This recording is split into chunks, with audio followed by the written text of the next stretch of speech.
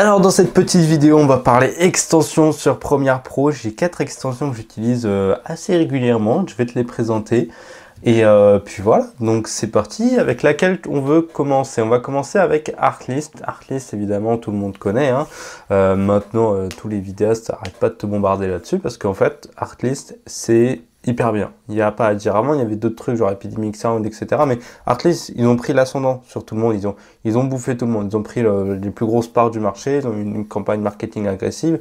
Donc derrière, ils ont pu faire beaucoup de recherches. Donc en gros, l'extension Artlist, tu as 4 trucs dessus. C'est comme le site internet, mais directement sur l'application Premiere Pro. Donc ça, c'est trop bien. Tu as directement les musiques. Donc les musiques, tu peux les chercher évidemment par mood, etc.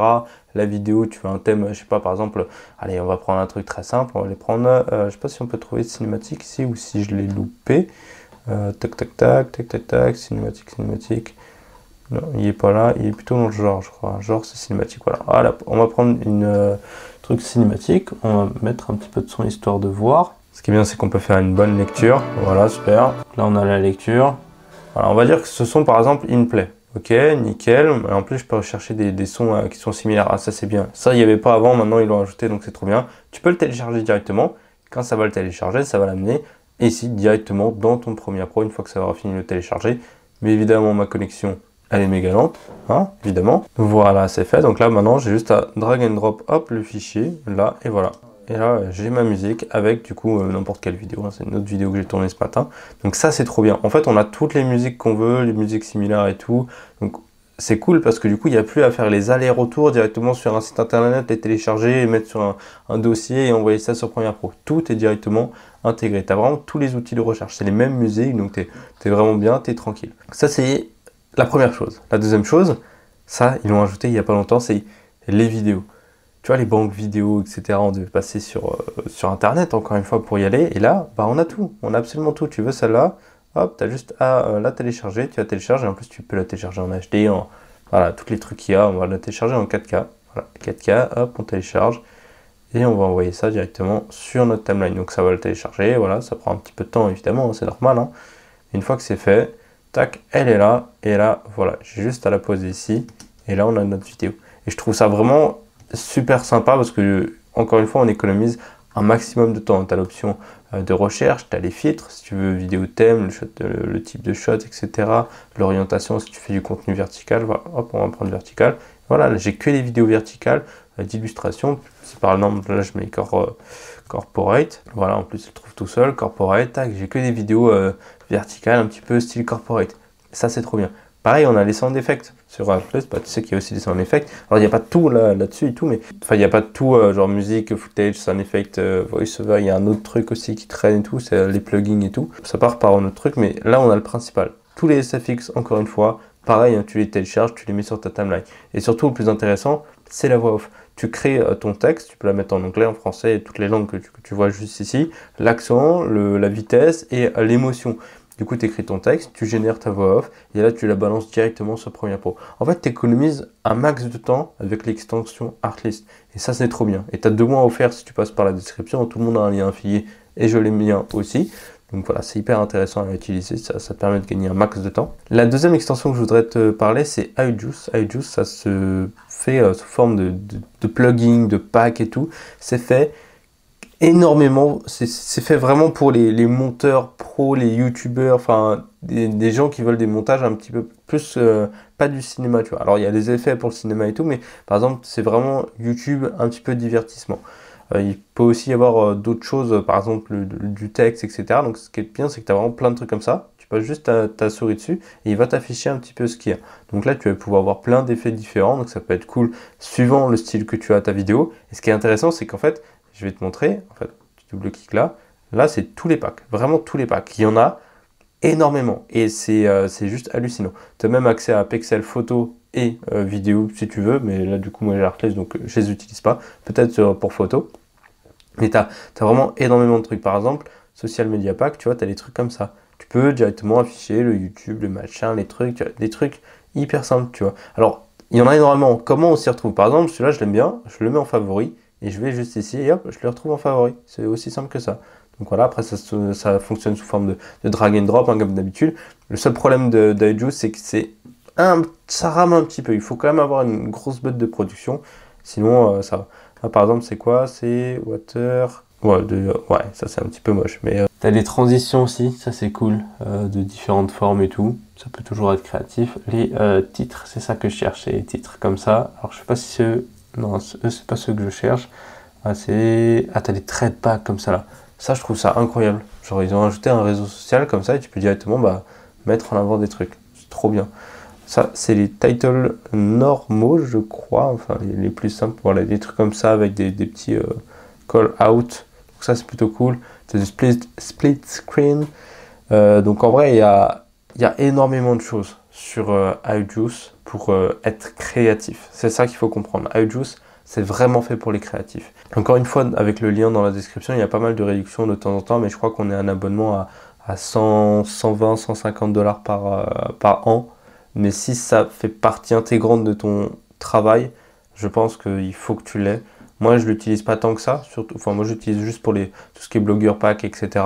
Mais si vraiment t'es un youtubeur et t'es un monteur youtubeur et t'as besoin de trucs un peu stylés comme ça, et t'as pas envie de te prendre la tête à essayer de les créer et tout, en fait t'as tout, tu vois, t'as de la VFX, t'as de la SFX et tout ce qui est sound design et tout. C'est vraiment trop cool, tu vois, des trucs comme ça, incroyable. Moi je trouve ça vraiment incroyable.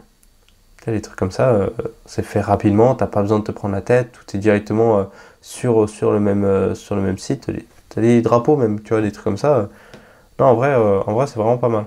Donc je conseille à tous ceux qui ont besoin d'être créatifs sur leur montage. L'autre extension que j'utilise moi un peu plus de mon côté, parce qu'elle est un peu plus, on va dire, banale, stylée, mais banale, pas créative, mais c'est plus pour le corporate, c'est Mr. Horse.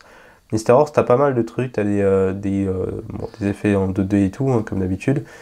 C'est pareil, hein, c'est du drag and drop, mais je trouve que le drag and drop est beaucoup plus simple que sur iJuice. Mr. Horse, ça bug pas. Peut-être parce que ça demande moins de ressources, évidemment. Il faut savoir que sur iJuice, tout est personnalisable et tout, comme là sur Mr. Horse. Par exemple, on a des titres en 3D, on a des fonds animés comme ça, de background, ça peut être sympa, tu vois, ce genre de truc. Mais c'est surtout ça, les cinematic titles, ça, je trouve ça vraiment sympa, tu vois.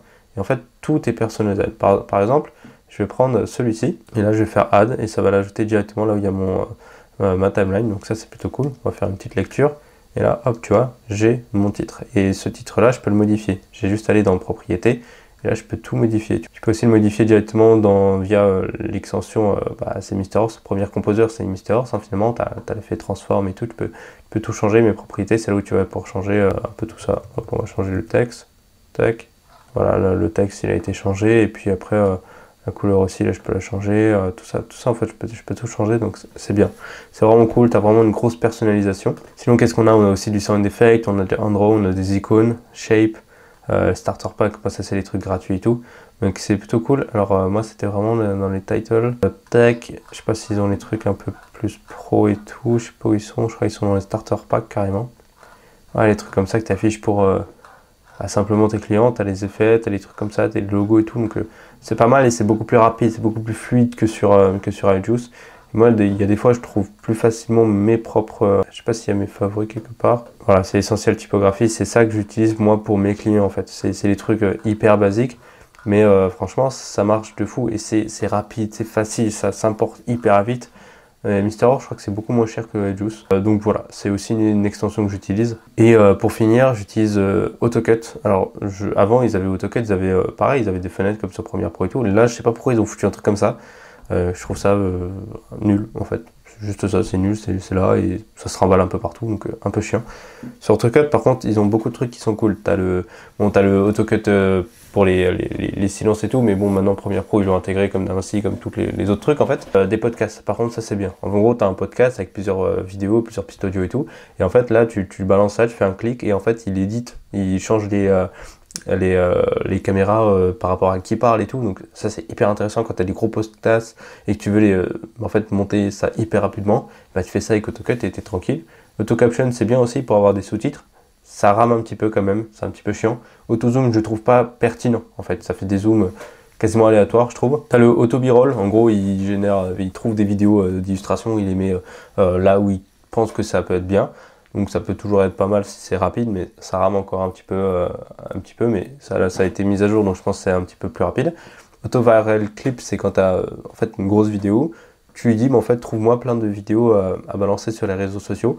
Je l'ai fait pendant un moment et je trouve que il n'y avait pas grand intérêt à faire ça parce que en fait sur les réseaux sociaux, moi je fais tout le temps un appel à l'action à la fin de la vidéo et là il n'y en avait pas. Mais ça peut très bien marcher, hein. Quand tu fais vraiment bourriner de contenu, tu fais ça et tu te retrouves vraiment avec énormément de contenu facilement. AutoCut Repeat, c'est plus pour quand tu dis souvent la même chose en fait, il va le savoir, il va te le dire, du coup tu vas pouvoir couper ça plus rapidement, donc tu fais AutoCut Silence, ensuite AutoCut Repeat, et là du coup tu as quasiment ton montage qui est déjà fini. Tu vois. Auto Profanity Filter, c'est que tu dis des gros mots, tu cliques dessus et il va, je crois qu'il va biper à chaque fois, ça peut toujours marcher quand il y a vraiment beaucoup de gros mots. Auto Resize, je l'ai testé et je ne l'ai pas trouvé fou, enfin, je préfère le faire à la main, je ne vais pas te mentir. Et Auto Chapter, ça c'est plutôt pas mal, surtout pour les vidéos YouTube en fait. C'est à ta vidéo, tu dis Auto Chapter, et ben en fait il va essayer de voir combien il y a de chapitres dans ta vidéo, il va te donner tous les trucs que tu as juste à copier-coller sur YouTube et après t'es tranquille. Donc ça encore une fois pour les créateurs, pour les monteurs, ça peut très bien être pratique si tu veux monter plus vite. T'as Audiojuice et MrRAW, c'est pour être créatif, Artlist c'est pour ajouter des trucs à ton montage, et AutoCut c'est pour faire le montage en lui-même. Après tu as évidemment plein d'outils sur Premiere Pro qui permettent de faire le montage rapidement, mais AutoCut il permet quand même d'aller plus loin. Donc ça c'était vraiment les 4 outils que j'utilisais, les 4 extensions sur Premiere Pro. Tu as les liens pour les télécharger avec de temps en temps des réductions dans la description. Et si tu as la moindre question ou si même tu utilises une autre extension que je connais pas, que j'ai jamais utilisée, dis-le moi dans les commentaires, j'aimerais bien la découvrir et voir ce dont elle est capable. Voilà, je te fais de gros bisous et à très vite.